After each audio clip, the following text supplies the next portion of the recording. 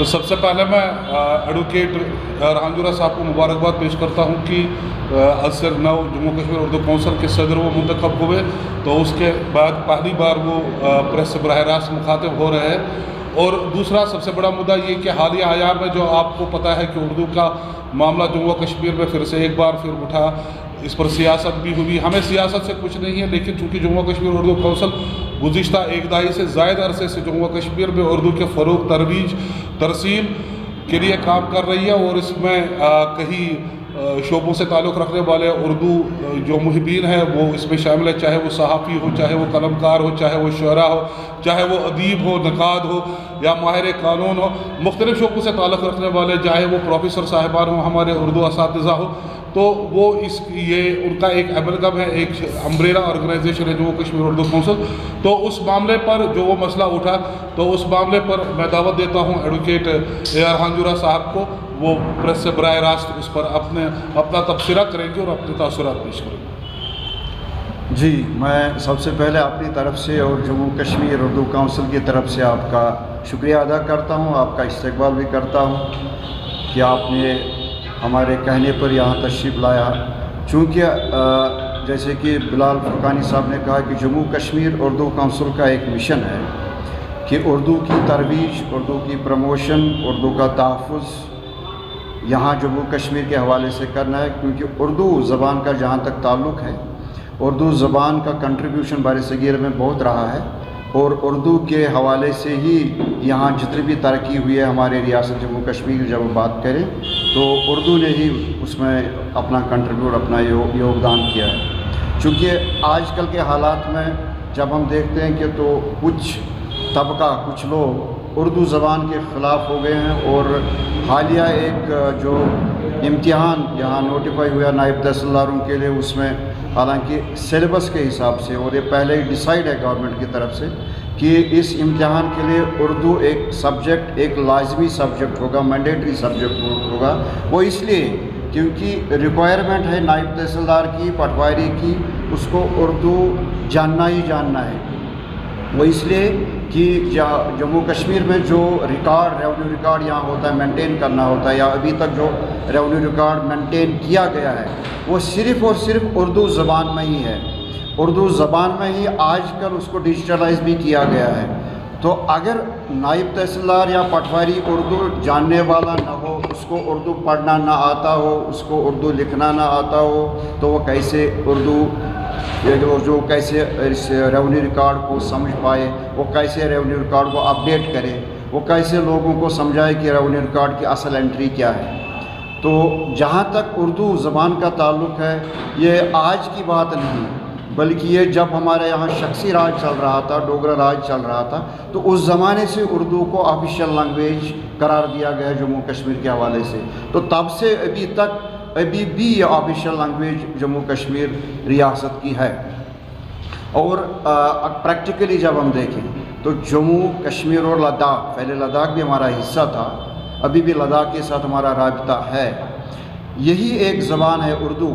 جو ہمارا رابطہ برقرار رکھتے ہیں تینوں خطوں کے ساتھ۔ جموں جائیں تو اردو ہم بولیں گے، تو اردو سے ہی ہم بزنس کر سکتے ہیں، بزنس مین کے ساتھ بات کر سکتے ہیں۔ کشمیر آئیں گے تو ڈوگرا لوگ اردو میں ہی بات کر سکتے ہیں، تو اردو اس سے کام بن جائے گا۔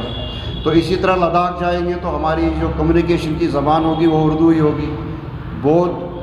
اپنی بودھی زبان، لداخی زبان بولتا ہے، لیکن اس کے ساتھ ساتھ اردو بھی اس کو بولنی آتی ہے۔ تو یہ تینوں خطوں کے لیے ایک رابطے کی زبان ہے۔ تو اس لیے اس اردو زبان کے لیے باعث نہیں ہونا ہے۔ حالانکہ جموں کشمیر اردو کونسل کا جہاں تک تعلق ہے، ہمارا جو ایجنڈا ہے اور جو ہمارا آبجیکٹو جو ہے، ہم کسی زبان کے خلاف نہیں ہیں، بلکہ ہم چاہتے ہیں، جموں کشمیر اردو کونسل چاہتی ہے کہ ہر زبان کی ترقی ہو،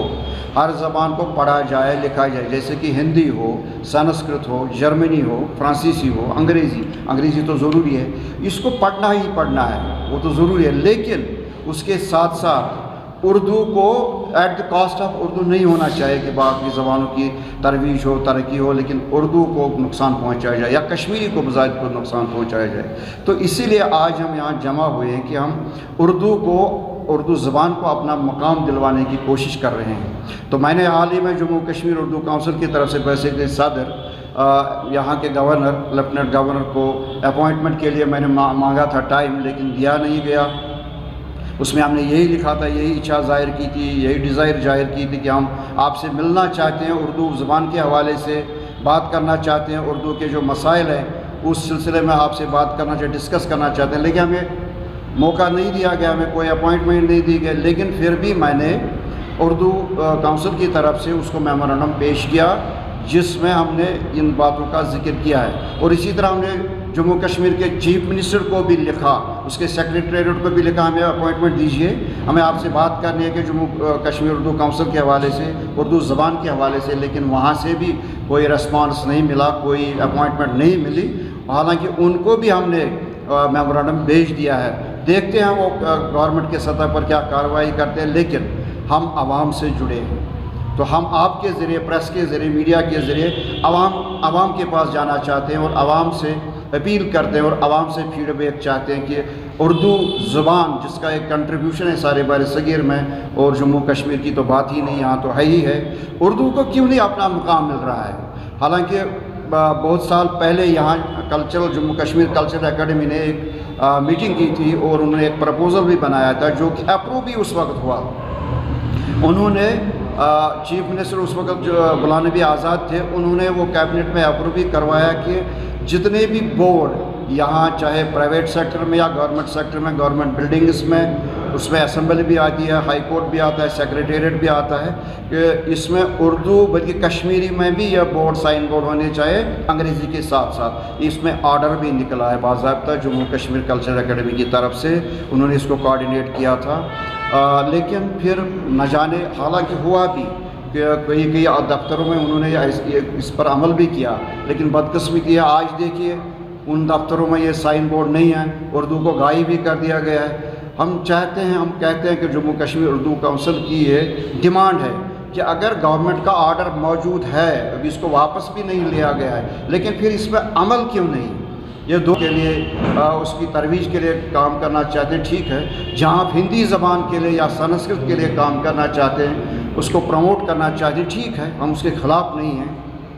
अंग्रेज़ी तो है ही, लेकिन उसके साथ साथ उर्दू ज़बान को अपना मुकाम दिलवाना ज़रूरी है। और जो तबके, जो लोग इसके ख़िलाफ़ आज